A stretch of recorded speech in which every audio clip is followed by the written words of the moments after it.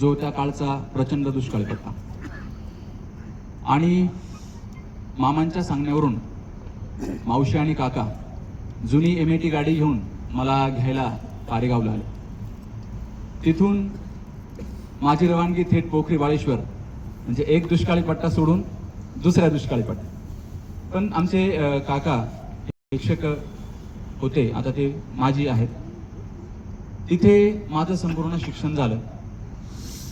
12वी पर्यंत मी तिथे शिक्षण घेतलं. 12वी झाल्यानंतर 2007 साली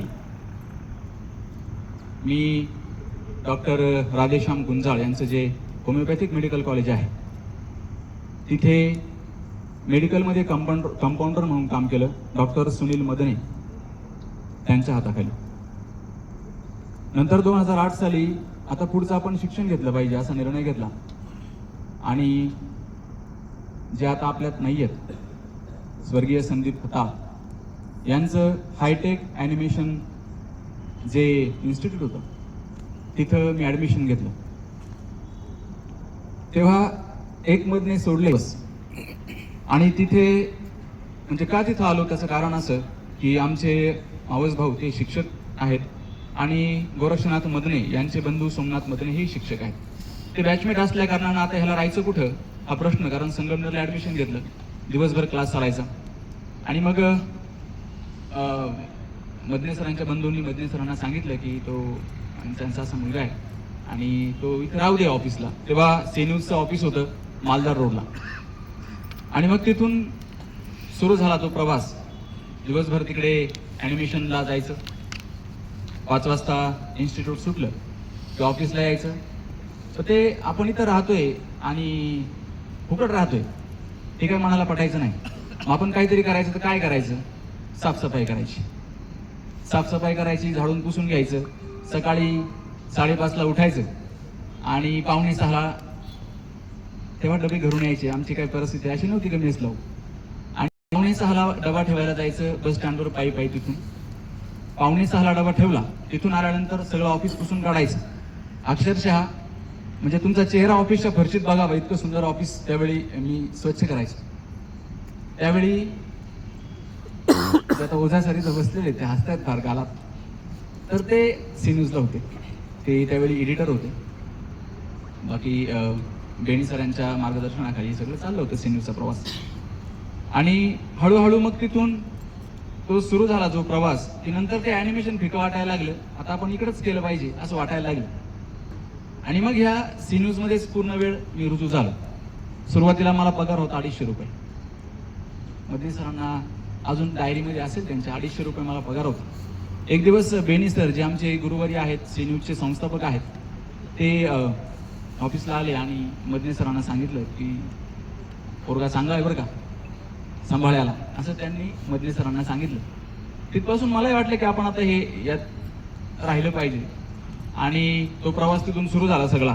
पुढे ओझा सर होते, नंतर ओझा सर पुढे दुसऱ्या मोठ्या मीडियात गेले. आणि मग त्यांच्या जागी मला तिथे संधी मिळाली की मी व्हिडिओ एडिटिंग शिकावी. मला व्हिडिओ एडिटिंगमधलं फार काही येत नव्हतं, कारण मी ॲनिमेशनमध्ये होतो. तिथं माझं मॉडेलिंगवरती बॅकग्राऊंड मॉडेलिंग हे माझं स्पेशलायझेशन होतं. आणि मग मदने सरांनी मला, ओझा सर तिथं ट्रेन होते ऑलरेडी, पण ते सोडून गेल्यानंतर मात्र तिथं खूप मोठी पोकळी निर्माण झाली की आता हे कसं करायचं. आणि त्या कार्यकाळात नाशिकवरून आमच्या सीडीज, त्यावेळी सीडीचा जमाना होता. आणि मग मदने सरांनी मला कीबोर्ड शिकवला की नाही हे असं करायचं असतं आणि तू कर प्रॅक्टिस. मग तिथून पुढं माझ्या हातात तो कम्प्युटरचा कीबोर्ड बातमीदार म्हणजे बातमी एडिट करण्यासाठी आला. तिथून पुढे तो प्रवास सुरू झाला. 2009ची ते वर्ष असेल, 9 ते 10चं मध्यावधी. 10च्या मध्यावधीला मला आमच्या पाहुण्यांनी ते मुंबईला घेऊन गेले. जी एकता कपूर यांची बालाजी टेलिफिल्म्स आहे तिथे त्यावेळी मला काम करण्याची संधी मिळाली. त्या काळी माझिया प्रियाला प्रीत कळेना आणि प्रतिज्ञा ह्या 2 मालिका प्रचंड फॉर्मला होत्या. आणि त्यातली जी मराठी मालिका होती माझिया प्रियाला प्रीत कळेना, हिचा असिस्टंट व्हिडिओ एडिटर मी होतो. याचा मला अभिमान आहे. तिथं मला खूप काही एडिटिंगचं शिकायला मिळालं की एडिटिंग म्हणजे नेमकं काय असतं. आलेला व्हिडिओ नुसता एडिट करणं, कट करणं ह्याला एडिटिंग म्हणत नाही. तर टायमिंगचा सगळा खेळ असतो. फ्रेमचा खेळ असतो, कलर करेक्शन असतं, या सगळ्या गोष्टी मला तिथे शिकायला मिळाल्या. परंतु त्याच दरम्यान माझ्या आईचं निधन झालं आणि तिथून मला गावी यावं लागलं. आणि त्यांनी अशी वॉर्निंग तिथे दिली होती की एकदा तुम्ही गेले की पुन्हा तुम्हाला एंट्री नाही. पर्याय नव्हता. मी मुंबई सोडलं आणि संगमनेरला परत आलो. सर्व क्रिया आईच्या उरकल्यानंतर तोपर्यंत सी न्यूजमधली जागा भरून गेलेली होती. तर मग आपण नाही तर शो मस्ट गो ऑन, आपल्याशिवाय काही राहत नाही. आणि मग आता काय करायचं, तर इथे बसलेले आहेत आमचे बिंदूभाई जहागीरदार. त्यांनी डेज न्यूज सुरू केलं होतं. त्यावेळी ओझा सर सोबत होते आणि त्यांनी सांगितलं की आता तू इकडे येऊन जा, आता तिकडे त्यांचं आता सुरू आहे आणि तिथे काही जागा नाही. आणि मग मी बिंदूभाईंकडे 1 वर्ष होतो.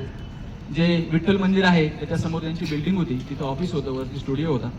1 वर्ष मी काम केलं आणि